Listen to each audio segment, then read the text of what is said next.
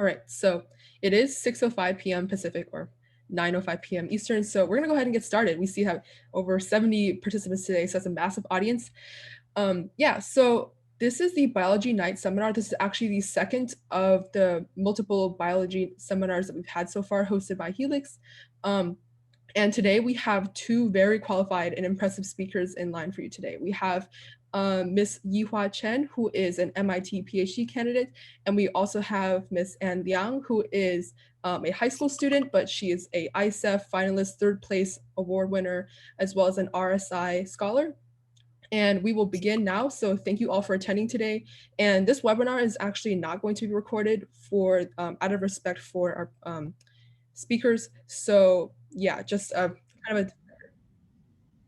it will actually stop being recorded around after the first speaker. So just out of respect for one of our speakers. And also just a quick plug, make sure that you register for more events and join the Discord community, helixscience.org, if you're really interested in STEM, especially biology and computer science or bioinformatics. So a quick rundown of Helix, the parent organization that is hosting this event. So the Helix Initiative, it is the world's largest youth research community. We have currently, I believe, over 2,500 members in our Discord so far. So members, they can participate in a lot of activities for ages 13 through 18, whether it's leadership in STEM, participating in research groups, volunteering through tutoring and competitions, as well as research presentations. So volunteer hours are available if you want to be able to do something over the summer. We have a chapter program. We have multiple regional and state chapters throughout the United States. We have blog writing, article writing. We also will are looking to publish our own journal, and we have student submitted research in that journal. We do tutoring. We've hosted a hackathon already, and we're looking to host another one in December. So please sign up if you're interested. We have research, outreach, social media. We have a lot of cool science facts. You want to check that out. And this is one of many seminars that we're holding throughout the summer and on into the fall. So yeah, join us on Discord via helixscience.org. If you're interested in getting involved, if you're a high school or middle school student and you really are interested in STEM, biology, computer science, bioinformatics, this is really good for you. And we have those QR codes you can scan up there as well. So that's just a brief intro to, and Sarah just sent a link in the chat if you're interested. So that's just a brief intro about the Helix Initiative. And now I'm going to move on into the Girls Biology Night or Biology Research Seminar. So yeah, Girls Biology, welcome everyone to Girls Biology Night 2. It's okay, if you're not a girl, it's okay. I think it's just to promote very accomplished female leaders in research for biology. And I'm gonna get started right now. So I'm gonna pass it on to Sarah. So you guys can sign up for the other Girls Science Night at bit.ly/Girls Science Night. Once again, these are open to any gender. It's just our speakers are women. So bit.ly/Girls Science Night. That's where you can sign up. We have 2 more planned at the moment, and we might make more. Yeah, we're looking to host science nights in multiple subjects. We've hosted in engineering, neuroscience, computer science, and hopefully we're hoping to host a lot more for you guys to learn. So yeah. So now we're going to introduce our speakers for tonight. We have 2 again lined up for you. Very, very impressive speakers, very accomplished, and we hope that they'll serve as great role models for you. So I'm gonna pass on to Sarah. So our first speaker is Yi Chen. She is a PhD candidate in computational systems biology at MIT, and she has an AB in chemical and physical biology at Harvard University, class of 2020. So she's very accomplished, and we can't wait to hear from her tonight. The second speaker is Anne Liang. So we welcome Anne tonight. She's a high school student. She just recently completed the Research Science Institute summer program. So that if you don't know what that is a very, probably the most prestigious summer research mentorship program in all of the United States. She won 3rd place grant award at the Intel International Science and Engineering Fair in the category of microbiology for her research. She also, this year, just recently, she won the 3rd place in oral presenters at the National Junior Science and Humanities Symposium, also known as JSHS. She also founded her own nonprofit, STEM Think, which I believe serves to bridge the gap between mental health and STEM. And she hopes to work in the future as an MD, PhD, continuing her research while working as a physician in low-income areas. So we welcome our 2 speakers for tonight. And I think we're going to go ahead and begin. So we're going to pass it on to our first speaker, Yi Chen, who is going to talk about biology research and in relevance to her own experiences. So Yi, if you would like to take over now. Yeah, so I'm going to share my screen in a few minutes, and we can get started then. Um,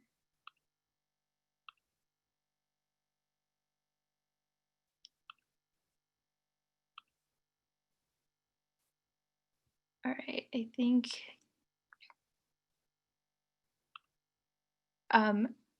okay, I think you guys can see my presentation now. Yeah, you're sharing. Yep. Okay, great. I would just put this on presenter view. Okay, great. So I didn't expect there to be so many people, but I thought this would be a little bit more personable. But in case you guys have any questions, I have my in the middle of my presentation, I have the chat box open, and you guys can type in questions in the meantime while I continue the presentation. So yeah, I think I kind of divided this presentation into 2 parts. The beginning, just talking a little bit about me, and if you just to make things a little bit more personable. And then I'll move on to talking about one of my favorite research projects that I've done now that I've graduated from undergrad. And lastly, I'll conclude with some questions and just things that I've learned about research and science while during my whole research experience. So yeah, I wanted to talk first just a little bit about me. As Sarah mentioned, I'm an incoming PhD student at MIT's Computational Systems Biology program, and I just graduated from Harvard, where I studied chemical and physical biology. And my main senior thesis project was about the cell cycle in budding yeast, but I will not be talking about that in this presentation, but I'm always happy to talk about the cell cycle.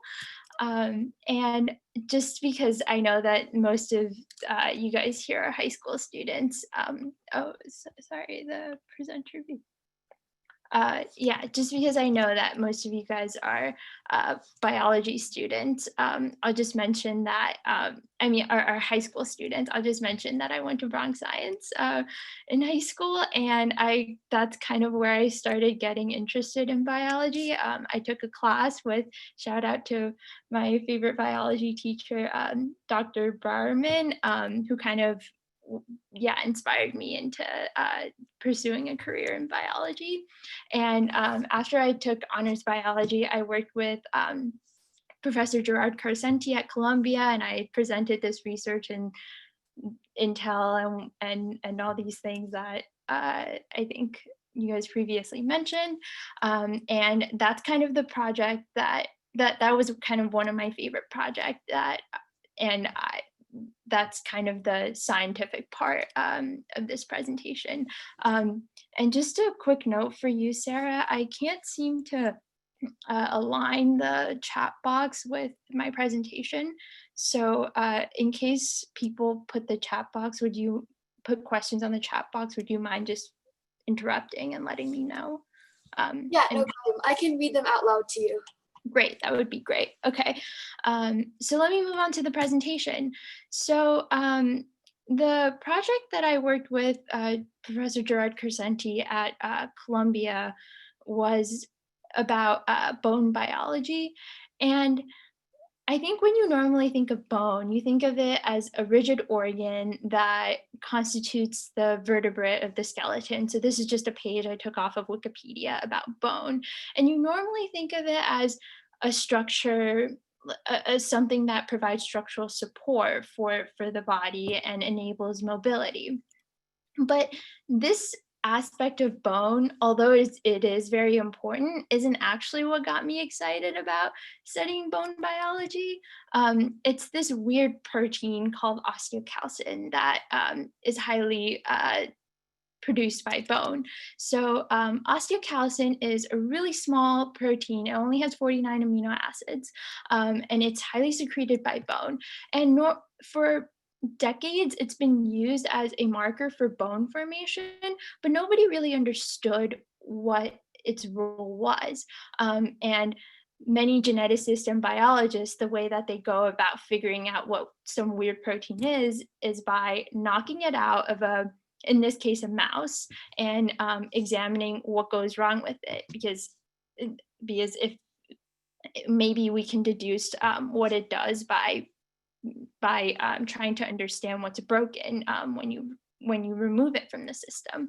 So um, a few decades ago, my professor, he constructed a mouse that had a deletion in the gene encoding for osteocalcin, and he looked at the phenotypes that this mouse had, and it was really surprising because this mouse didn't really have that many defects in the bone biology, like the size of the bones or the structure of the bones.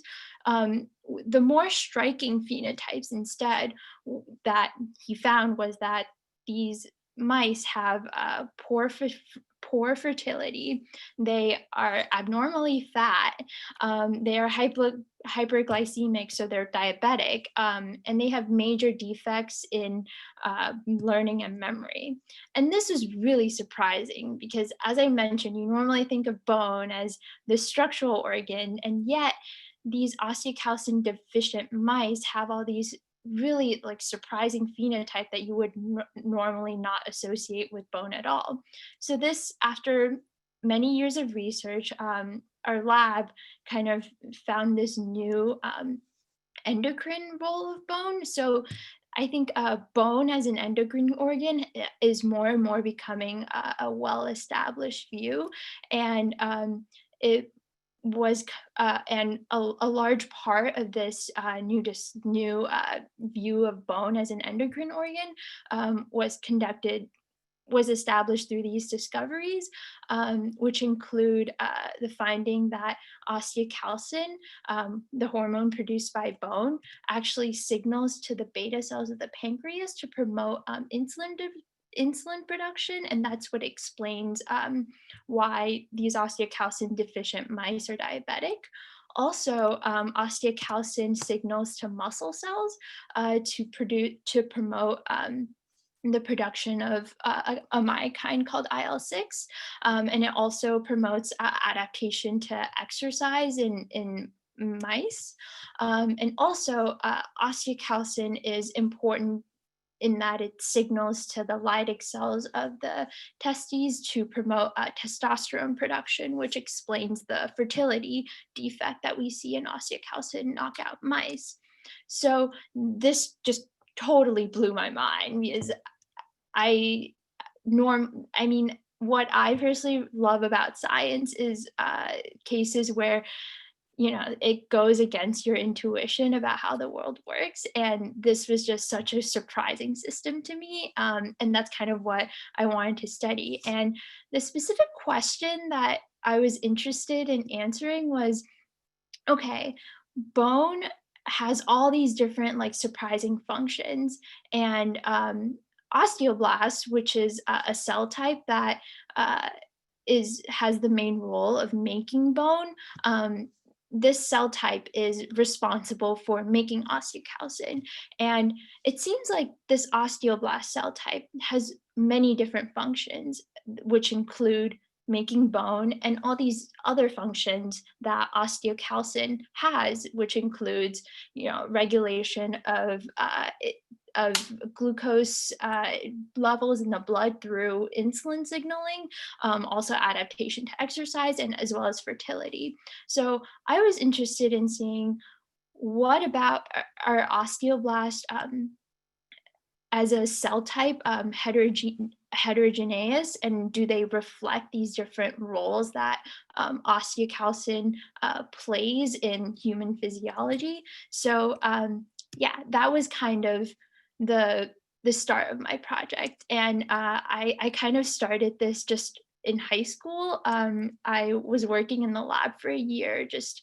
learning different techniques and being exposed to the science. And I think as a high school student, you realistically can't get that much research done. But I continued this into college. I worked for a couple summers at the Carcenti lab to continue this research. So just to reiterate, the question I was interested in answering is there heterogeneity within osteoblasts as a cell type? And if there is heterogeneity, uh, can osteocalcin producing osteoblasts and bone making osteoblasts be distinguished in molecular terms? And what I mean by molecular terms is centered around this idea that all the cells in the human body have the exact same have more or less the exact same genetic makeup, but yet there are 200 different cell types in the human body. And what and the differences in the cell type that we observe uh, is not due to the genetic makeup, but rather than the differences in gene expression. So the way that I approach this question of whether there's heterogeneity in osteoblasts is by looking at its gene expression. And at the time when I did the project, the most common technique for studying for studying gene expression is through this technique called RNA-seq. And I'll just go over a quick overview of what this technique does. So basically what you do is you take a tissue of interest and you blend it up, and you take all the RNA, all the mRNAs that are in your blended up tissue, and then you make cDNA because the DNA is more stable than RNA, and then you take the DNA and you sequence it. And this is a fairly well established technique, and it's been used for quite a few years. And it's great in that it examines the transcriptome of your entire tissue, but it has a lot of limitations, namely that your comparisons are between gene expression of bulk tissue samples. But for me, I was interested in examining the heterogeneity of individual osteoblasts. So I can't really just take an entire bone and blend it up and take the mRNA and do this comparison, because I was interested in the individual osteoblast rather than the whole bone and comparing it with other bones. So over the past few years, scientists have developed this new technique known as single cell RNA-seq. And it's a very similar idea as RNA-seq, except that because of the new technologies that we've had, it's a technique that allows you to get the gene expression profiles of individual cells rather than your bulk tissue samples. And it's a technique that's been well established for, I think, the past 2 to 3 years. It's still quite new, and there are a lot of improvements in terms of the analysis that have to be made. But when I did this project, it was a really exciting new technique to use. So with this new tool, I was able to examine the gene expression of individual cells and be able to compare within osteoblasts what differences that they may have. So I'm just going to talk a little bit about the experimental design of the project that I did.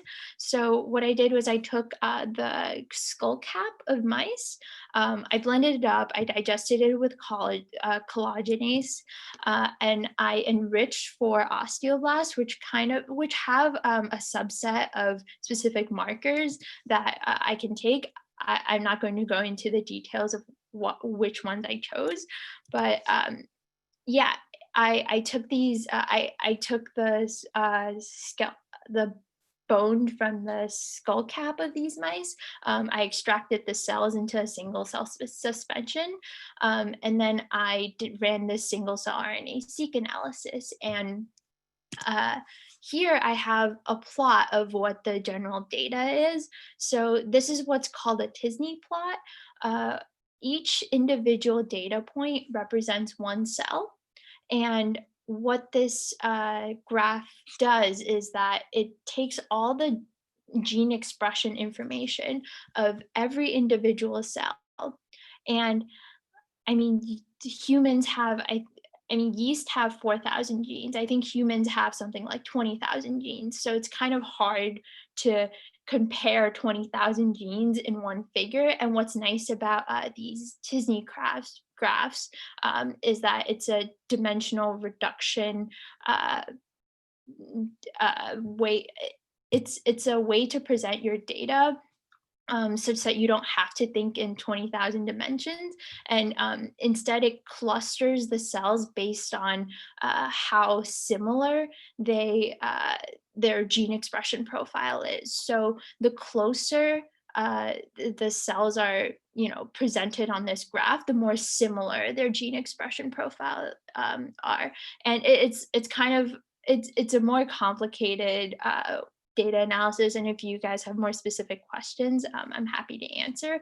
But yeah, I just wanted to show that even though I took pretty much the same I mean, I took pretty much just bone cells, I got many different populations of bone cells, and each one is highlighted in one specific color.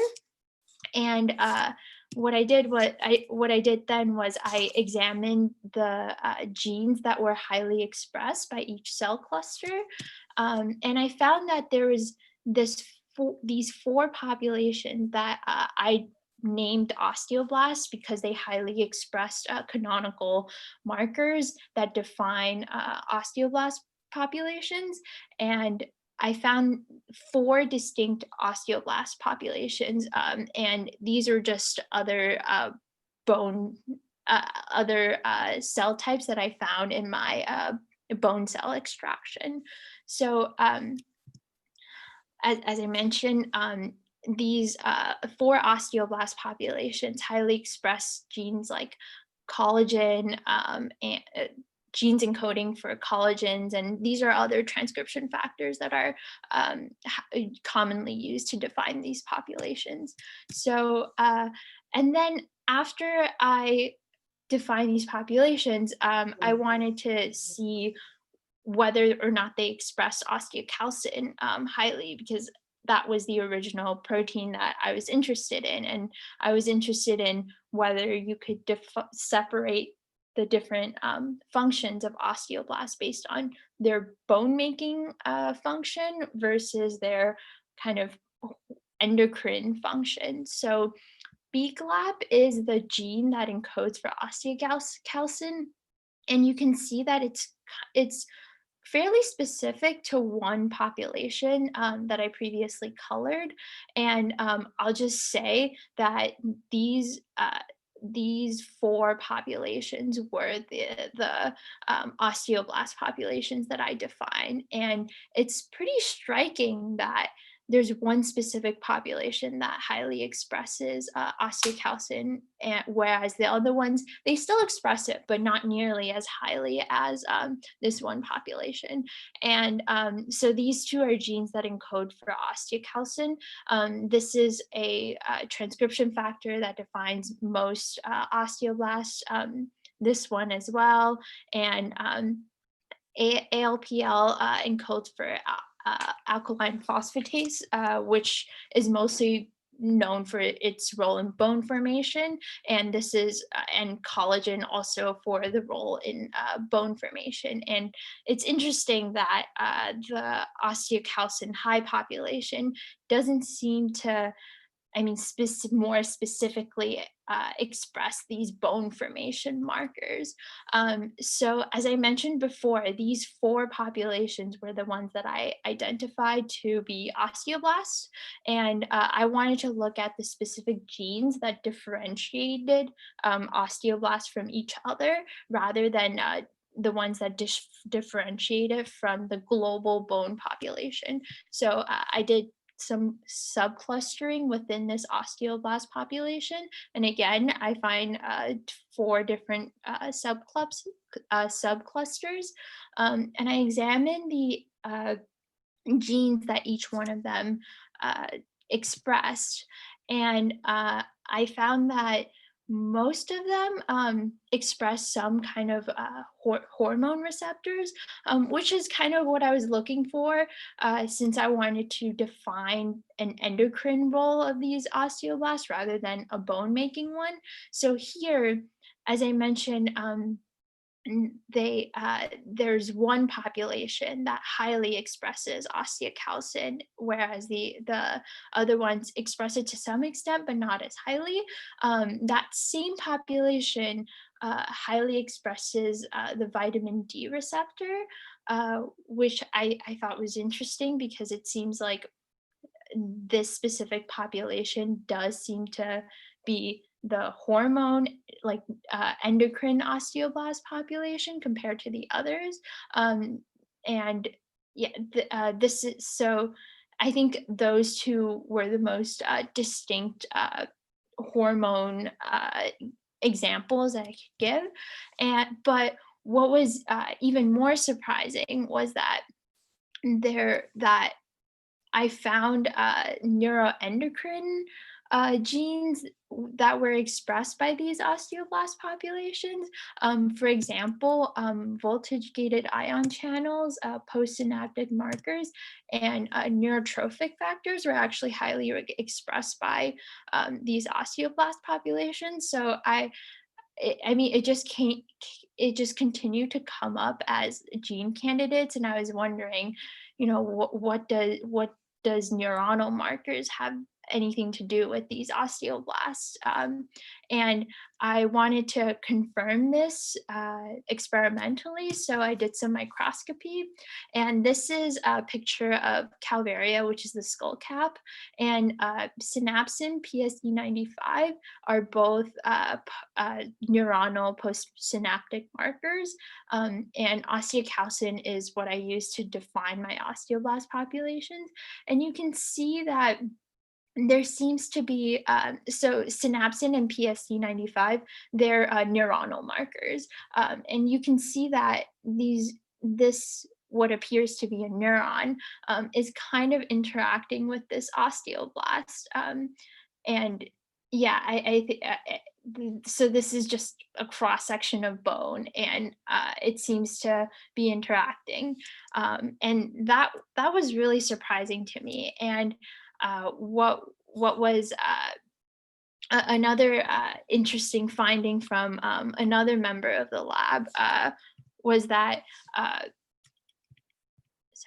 and this kind of went in line with another interesting finding from another member of the lab, who showed that glutamate, which is a neurotransmitter, actually glutamate receptors are highly expressed by osteoblasts, and glutamate can actually signal to osteoblasts to promote osteocalcin production.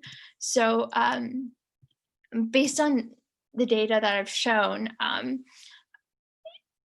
some conclusions that I drew from this project include single cell RNA-seq shows that there's heterogeneity within osteoblast, and I identified 4 distinct osteoblast populations, as well as gene markers that were specific to each cell cluster. And with the exception of osteocalcin, canonical osteoblast markers were not cluster specific. And the molecular signatures of osteoblast cluster 1, this osteoblast cluster seems to highly express these neuronal markers, as well as to some extent osteocalcin. So there seems to me like there's some new possible neuroendocrine role of these osteoblasts, but further studies are required to explore this functional role. But there's a recent paper that was just published by our lab that kind of sheds light into what they could be and their possible functions if you are if you guys have more questions and are interested in reading more about it. So yeah, I think that that's kind of the uh, conclusion of my project. And I just wanted to acknowledge my funding source for the project, as well as my professor, Gerard Carcenti, and the grad student I work closely with, Julian Berger, who kind of mentored me throughout the project. But most of it, especially the data analysis portion, was what I had to work on. And I just wanted to shift to a more personal tone, away from the science, and talk about what I learned from conducting this project. The first thing I learned was that science is hard. I mean, many of you guys who might have been exposed to research have probably heard this time and time again, but research is really different from coursework. I think I'm sure for most of you, you guys can study for an exam and you get rewarded with a good grade. Experiments aren't so much like that. No matter how careful you plan it, sometimes experiments still go awry, and you really need to develop a thick skin, to kind of be able to be an experimentalist. But it's really exciting when you discover something new. Like when I did this project and I found all these neuronal markers, and I I mean it suggested a new possible role of osteoblasts, which was super exciting to me. And hopefully, in the next couple years, we are able to follow up on that. The other thing that I learned is that quantitative and interdisciplinary skills are really crucial for studying biology. I think that there's this very false view of biology that it's very memorization heavy. I think we're all kind of accustomed to these descriptions of a cell cycle pathway or some other pathway in molecular biology, with a bunch of cartoons with a bunch of circles that like somehow interact together, and then somehow the cell is able to duplicate or carry out photosynthesis, and so on. And I think what's lost in a lot of these cartoons is the amount of quantitative and interdisciplinary skills that that was really required for us to produce this cartoon. And like, such as, for example, in what I just presented. I mean, the single cell RNA-seq data was a massive data set, and it really required skills in computer science, statistics, and understanding of biochemistry, in order to analyze.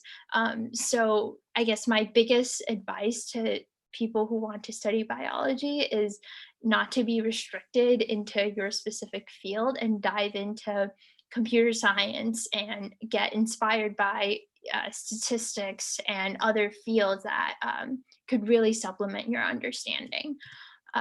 And also that another thing I learned was that to be a good scientist, you really should be you must know how to admit to your mistakes. I think the frontiers of research is uncharted territory. You're, discovering things that people have never. You're asking questions that people haven't asked before, and biology is crazy, and it often goes against your intuition. Well, not just biology, but many fields of science often goes against your intuition about how the world works, which is personally my favorite part about science. I think that's kind of how I got interested in bone biology.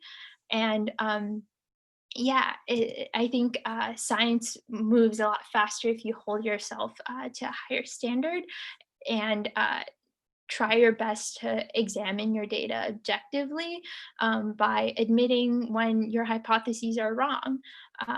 And it's okay to have wrong hypotheses as well. And another thing I learned is that scientists are people too, no matter how famous they are and no matter what accolades they are. And I think this really rings true to my mentor, Andrew Murray at Harvard. I mean, he he has just made such a big impact on my academic journey.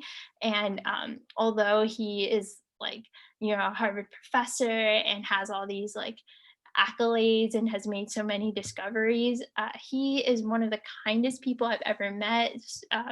He's also one of the funniest people I've ever met. And is he really understands that science is hard, and he really made science a, a very social and inviting community where I didn't feel like I had significant barriers because I was female or because I look very young or anything like that.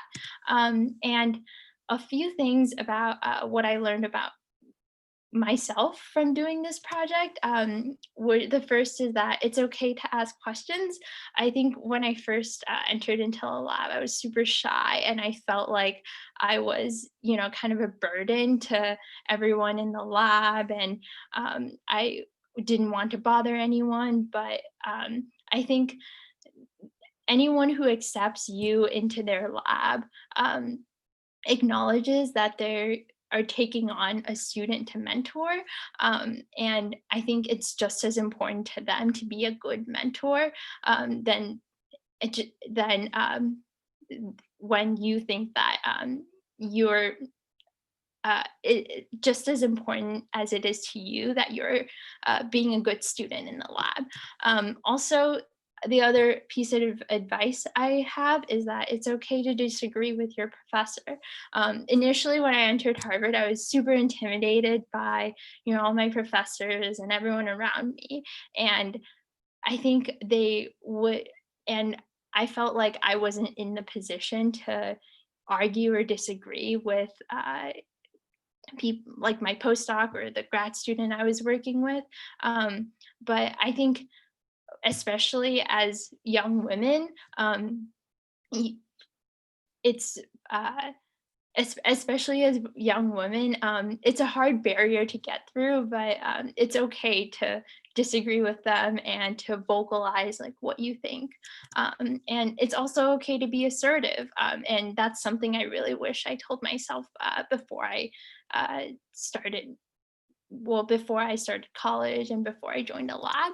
And another thing I will say is that it's okay to explore and not know what you want to do for your next step. I think especially as I guess a lot of you are high school students and you're about to enter into college.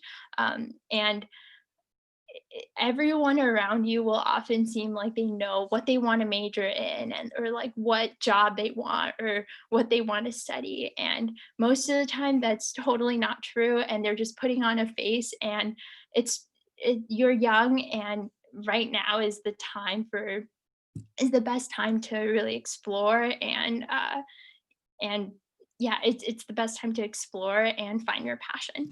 And also, just a side note, which is that for a long time I thought I was going to be a doctor. And if I had a time machine, I would tell my high school self not to get so caught up by family expectations, and just be free of and just focus on what I'm interested in, and focus on following my passion. And actually applying to grad school, which I just did recently, was one of the hardest decisions I've had to make in my life. I was also debating on MD, PhD versus PhD programs, but yeah, that was the other piece of advice I would have given to myself.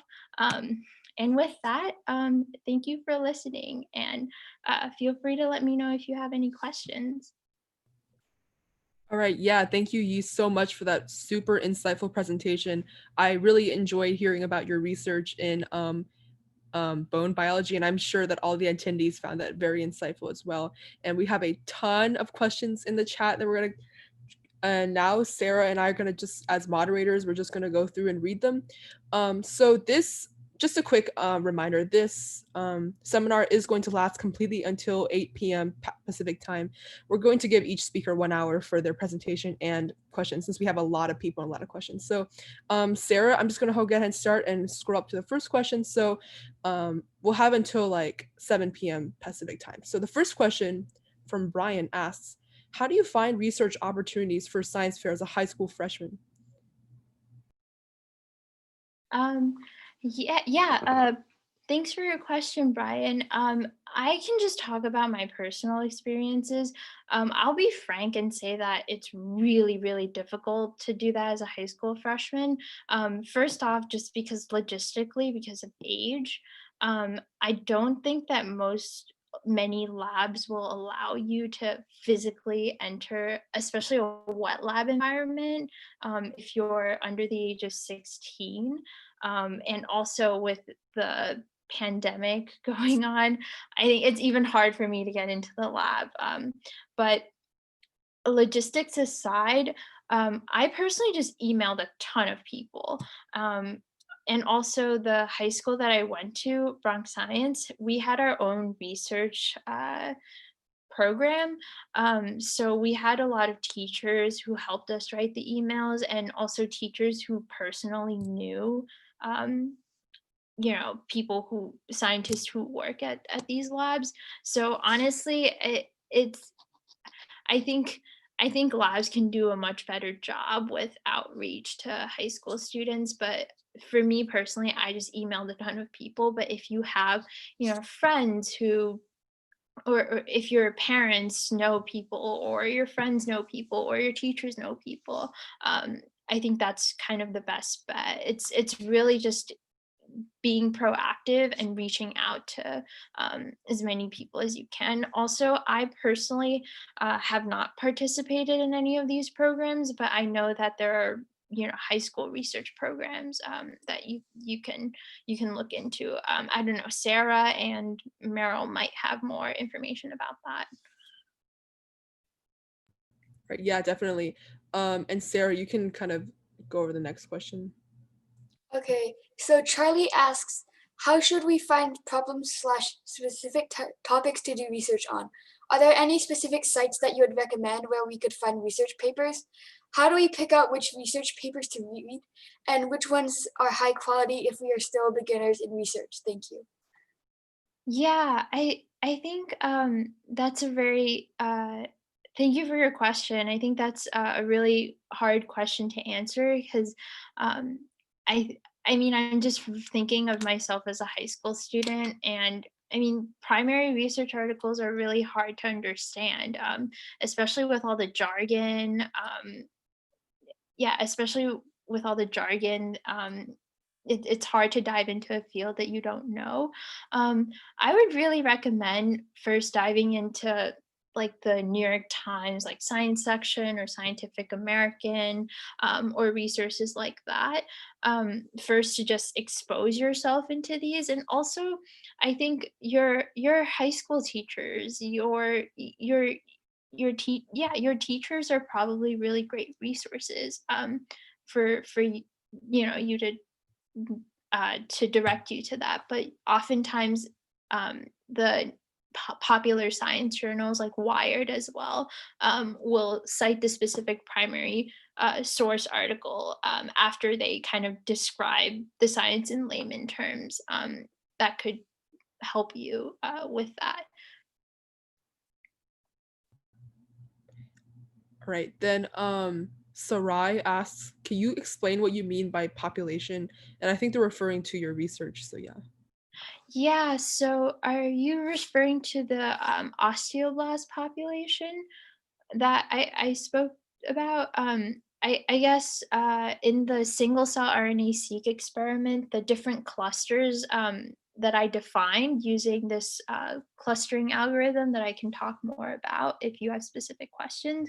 I just refer to each cluster and as a population interchangeably. Yep. I think the next question you already addressed a bit when you decided you wanted to focus on biology. You did address that you began your passion in biology after you took a honors biology course in freshman year. So that was I think that answered the next question. And Yeah, then oh, sorry. actually, I do have a few things to say about that. I think I first started becoming interested in biology, but in high school, for the longest time, I thought I would study like physics or chemistry. Um, and what I will say is, you're in ninth grade. As I said previously, this is the time for you to explore. Most people, even in undergrad, don't really know what they want to do. So when did I decide I wanted to focus on biology? I mean, not really until senior year of college. My major is chemical and physical biology, which is all three of the sciences combined together. Um, I think just keep an open mind and yeah, I mean, explore based on your interest. Okay, so our next question is from Shravya, and she asks, or he, how long did you spend on your research project? How do you balance school, other extracurriculars, and research? Thank you. Yeah, I think it's really hard.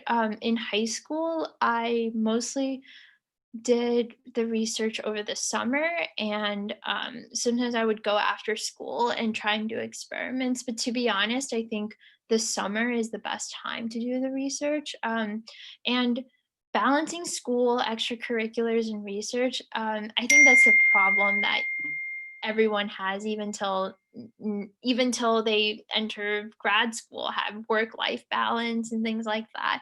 And it's honestly, I think it's most important to reflect on yourself and determine what's most important to you, whether that's your mental health or whether that's research. I think there I feel like high school students nowadays are kind of taught to be well-rounded and to do a million things at once. And I think it's most important that you do the things that are most important to you, but you do them very well. All right, then Asil asks, did you arrive at these conclusions for your research in high school or in undergrad? Also, how were you able to get the idea for a project? And as a follow-up, when you were in high school, did you work with professors to do it? Yeah, I think I initiated this project in the summer after the sophomore year of college. So, to be honest, in high school, I was just exposing myself to, osteocalcin, what it was, and all these different functions. And I was just reading a ton of papers about osteocalcin. I didn't come up with this project until um, undergrad. Um, and yeah, to be totally honest, I don't think that most professors expect a high school student to initiate their project on their own. It's usually that they have some kind of project in mind, and you kind of shape the original objective of the project until when you actually start working on it. Um, yeah, I think I really think that as a high school student, your main research experience would be just to get exposed to the field and just to get your foot into the door rather than doing innovative doing the flashy innovative science. Not to say that people don't do it, but really the intention of your first research experience is just to get a feel of the environment and to get a feel of what science is like, because your time is so limited, that any contribution that you'll make is probably more than what is already expected. I'll just go through the questions. Okay, you can. Yeah, what was my best subject in high school, and what classes would I recommend if you're also interested in computational biology? Um, I I think the best subject in high school is kind of hard for me to answer, but I will say that biology was definitely one of my favorite classes in high school. If you're interested in computational biology, it definitely recommend statistics and calculus classes, especially statistics. I really wish that I took in high school, I really wish I took AP statistics and AP computer science. I honestly think that statistics is more important than calculus in the context of most biological data analysis. So those two classes, and if you're really advanced, linear algebra I would highly recommend. If you're like a high school senior, I would highly recommend you to just be exposed to it.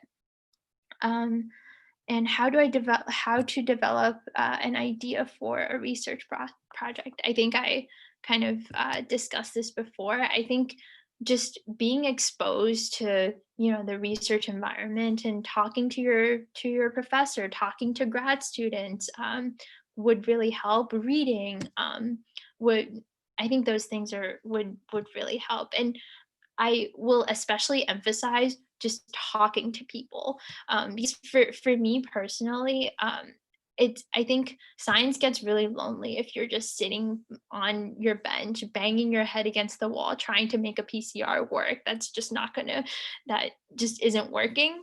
And really just talking to people. Science is a surprisingly social environment, and ideas bounce off of each other with different people. So yeah, that would be my main suggestion. And if I were to go back, how would I approach learning and expanding my knowledge on computational biology? Um, yeah, in terms of computational biology, I'll just talk a little bit about my computer science experience. I didn't take any computer science classes in high school, and I didn't do that until college. And my first language was MATLAB, and I was terrible at it. I could barely write a for loop. I really didn't understand what was going on in the class that I took about computational biology. And I think really with any coding related project, you kind of just have to sit down and struggle through it. Like I don't think that watching a million lectures about computational biology will help all that much. I would really just recommend sitting down and struggling through it, because coding is just one of those things that is really hard, but you kind of just have to struggle through it and learn through examples. Some resources that I would recommend is, I mean, starting from the very basics, just learning how to make plots and whatnot in Python and R. I really recommend Python as a starting platform. And in terms of specific resources, I think Sarah and Meryl probably have can probably provide more specific details, but you can I can also list some more specific websites that you can go to for learning about this, but it seems like the Helix Initiative already has things like that. um, and how do you recommend going searching for research opportunities with professors during the pandemic? I think this is also a really hard question. I'm struggling with it now as I have to start rotation soon. I would honestly, again, just email as many people as you can and try to think of computational projects. I mean, right now, I don't think that I think most labs will be very restrictive about who they let in to do experimental work. So it could be helpful to just learn to reach out to as many people as you can, and um, try and think of computational ways of approaching problems. Um, Next question is Python considered standard for bioinformatics, or is it these other platforms? It really depends. For gene expression data like RNA-seq and single cell RNA-seq, I would say R is the most commonly used platform. MATLAB is great for image analysis, and Python is great for building more of the back end packages that are calls upon to run the analysis. I personally have never worked with Julia and Perl, but that's kind of what I will say. Personally, if you're just starting out, I think Python is the most intuitive language, but that's just based on your personal preference and also based on what data set you want to analyze. Um, for the next question, what skills do you think are most valuable to learn that mentors highly look upon for bioinformatics research? Um, I think the biggest thing in terms of skills with whenever you're interacting with the mentor is just being communicative. Um, I will fully admit that as a freshman, I didn't know what I was doing, and it's I wasn't so communicative with some of the postdocs I worked with, and I really regret doing that. And I think just um, letting them know if, for example, and I think this is an example that relates to a lot of people, if you are overwhelmed for a week because of exams, because of your mental health, or because of any other issues, it's okay to, let your mentor advisor know. And it's better to let them know than to not reply at all. And I think communication is very important, and also just enthusiasm. Speaking from personal experience, I mean, I would love to be able to mentor a high school student or a graduate student as I continue my academic journey. And I think enthusiasm, being curious, being are kind of the two most main qualities that I would look for. The next one is, what books related to computational biology do you recommend? I personally kind of learned computational biology through taking classes and just having to struggle with analyzing my own data. Again, I think Sarah might have better resources on that. And yeah, I don't know if I can say too much about it. How did you use computer science in this project? Oh, in my single cell RNA-seq analysis, the clustering data set and the Tisney plots that I showed, I had to do a lot of coding and data wrangling in order to produce those plots. Also, Sarah and Meryl, feel free to interrupt me when my time is Oh, up. sorry, I was about to interject. I am so sorry, but yeah, we did go a couple minutes over time actually, but that is the end of What she said. Oh, sorry. Okay, so that is the end of Yi Chen's session, but I know that there was a ton of other questions that were still asked. So, Yi, if you're still able to stay and answer them inside the chat. Oh, someone's spamming the. Can we like? Okay, I have removed them, but okay, sorry, someone was spamming the chat. But Yi, if you're able to stay and continue to answer some of the questions inside the chat, that would be great. You don't have to, but if you have that time, that'd be really helpful. And now we're going to transition to our second speaker, Anne Liang. And if you want to quickly introduce yourself before moving into your presentation. Yeah, for sure. So wait, let me share my screen first. So my name's Anne. I'm a rising high school senior. And I'm from Louisville, Kentucky. I'm interested in biology research. Obviously, that's what I'll be giving some of my presentation on. But I also dabble in the humanities. I've been doing competitive dance since I was like 3 years old. I write some poetry, and I'm also really involved in a lot of community service / advocacy work, specifically those related to like mental health and also like gun and like gang violence in my area. So just some background about me before I talk about like my accomplishments and like accolades. So essentially, I go to DuPont Manual High school. It's in Louisville, Kentucky. It's ranked #1 in Kentucky. In 2019, it was like number 30 in the nation. I think we dropped a little bit, but that's okay. And yeah, this is my school. It's super gorgeous. It looks like a castle on the outside, and it's a magnet school. So there are like 5 different magnets. I'm in the MST magnet, or the Math Science Technology magnet.